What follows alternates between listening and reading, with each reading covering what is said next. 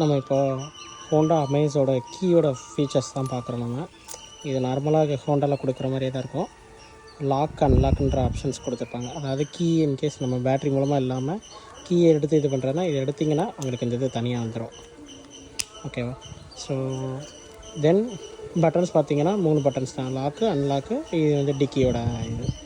So lock பார்த்தீங்கன்னா இப்படி sound வரும். இன்கேஸ் பழைய ஹோண்டாலெலாம் பார்த்தீங்கன்னா கண்டினியூஸாக அமுக்கணுன்னா சவுண்டு வராது. ஆனால் இதில் கண்டினியூஸாக அமுக்கினாலும் சவுண்டு வரும் நம்மளுக்கு. ஸோ பார்க்கிங்கில் வந்து நம்ம ஈஸியாக எடுத்துக்கிற மாதிரி இருக்கும். இது அன்லாக் கொடுக்கும்போதுமே ஜஸ்ட் இந்த சவுண்ட் மட்டும்தான் வரும்.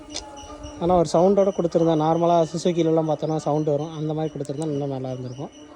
இப்போ டிக்கியோட இதை பார்த்தோன்னு வச்சுக்கோங்க, இதை அப்படியே அமுக்கிட்டே இருந்தோன்னா டபக் ஷட் ஓப்பன் ஆயிரும் டிக்கி நம்மளுக்கு.